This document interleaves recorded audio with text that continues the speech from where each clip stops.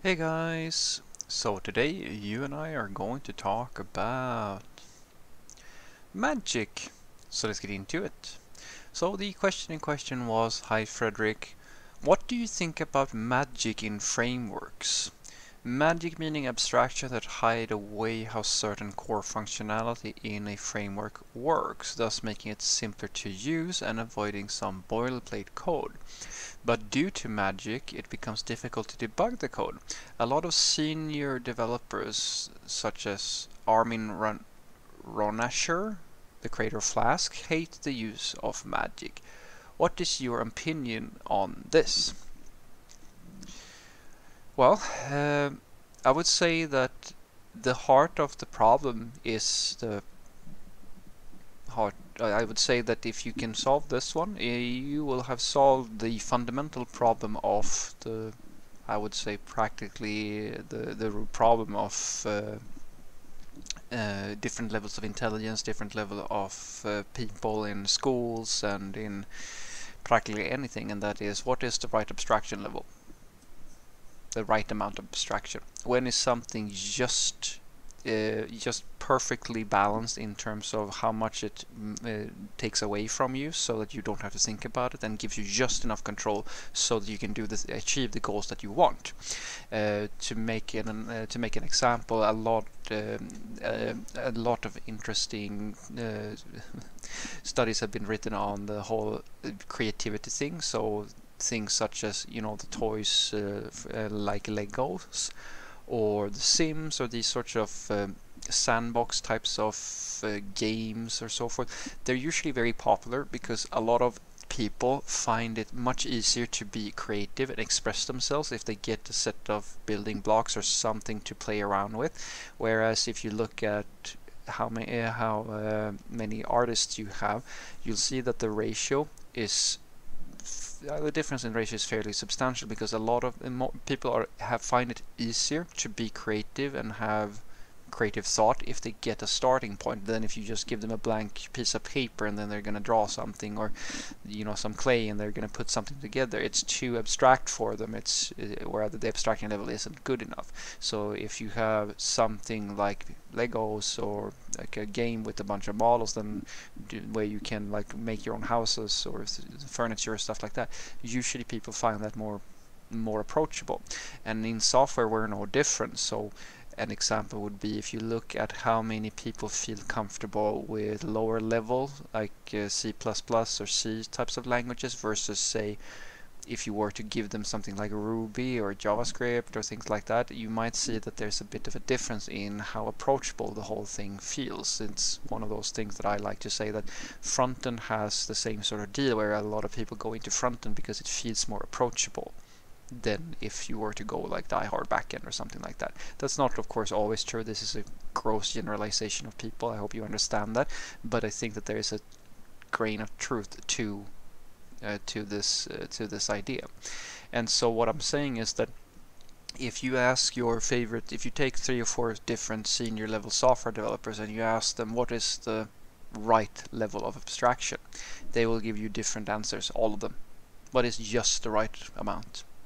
It's basically impossible to say. And I argue that the reason why they can't agree in general on it is because it depends on your level of understanding of the problem. As I like to say, everything is easy if you know exactly how it works. Thermodynamics and rocket science is perhaps easy for someone who is a master of these things. For the rest of us mortals, it's it's basically impossible for us to understand these things without more in-depth knowledge. And as I said, that's sort of the issue, right? Alright, so you have someone who's really, really good at the thing, doing something. Well, of course they're not going to like if we create a bunch of abstractions that forces them to, like a classic one is, if you take a look at all the different flavors of languages that have been created in order to abstract away JavaScript. So the people who never wrote any JavaScript might find it much more efficient to work in Elm or something that compiles to JavaScript.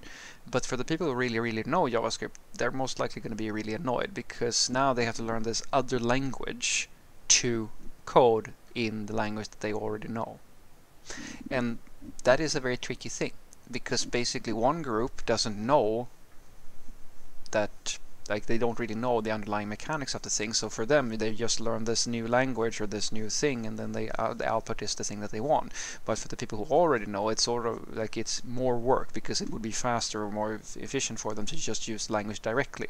And so that is exactly, I argue, how you have to think about when you make technical decisions within a company. This is something that I usually argue is a very big sign of personal maturity in a senior software developer.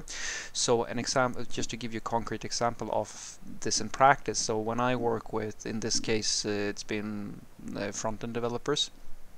So usually for them, at least at the company that I was at the time, they were using React. Now, I personally have preferences of the tools that I feel comfortable with, things that I would, if I make my own project, I will use certain tools. But I also know that it's not just about me. It is about making sure that we make a technological investment into something that is approachable enough. It's sort of it's at the right abstraction level. If I, as I've said before, guys, if you tell me that you're building stuff in WordPress, then I very much question your capabilities as a software developer in like a more mainstream setting, because WordPress is too high of an abstraction for the average company. You need usually more control than that.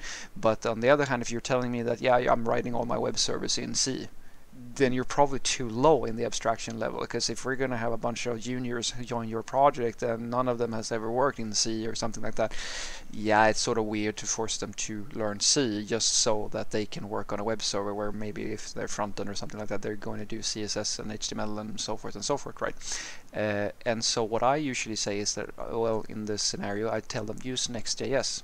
That's not necessarily because I like Next.js or that I use it for my own projects. I prefer, like me personally, I usually use Express if I'm doing anything in JavaScript backend, or if we're using TypeScript, because I, of course, feel more comfortable with that, because I've been working with it for so long that to me it's obvious. I know not all of them, but I know quite a lot of the interfaces. I have all this muscle memory and so forth and so forth. So that's the right abstraction level for me, because I don't really like certain things, assumptions that Next has given me. Basically, it adds, it's a higher level of abstraction that takes away, or it adds more magic, as you would put it. And I don't like that magic, because I feel limited by that magic in some way, or I have to learn that magic to do something that I already know how to do in this other tool that would be much more efficient. So I'm basically making a trade here. I'm trading magic, or I'm getting magic. And this is the one metric I usually, or the one criteria every single software developer should have, if you ask me, at the very least, when you're trying to figure out, should I use that more, like the more advanced framework, like if you're using Create React App, or should I just implement it from scratch, or like how should, what, as I said, what is the right abstraction level?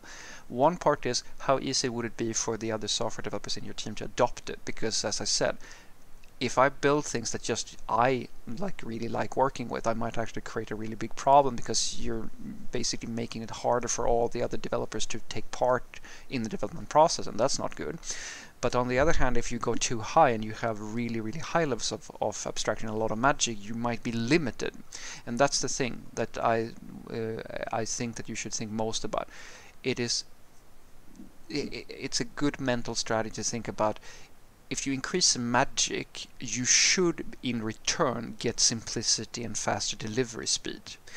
But you always have to have that tug of war and that balance, because the more magic you add, the more restricted you usually are, because people who are selling you these sorts of frameworks, they have to make some assumptions. That's how they streamline things. They take away the boilerplate from you so you don't have to write it. But if you need to control that boilerplate for your project, and you give them the power to control that, it becomes, you might find that some stuff you can't really do in that specific tool that you're using.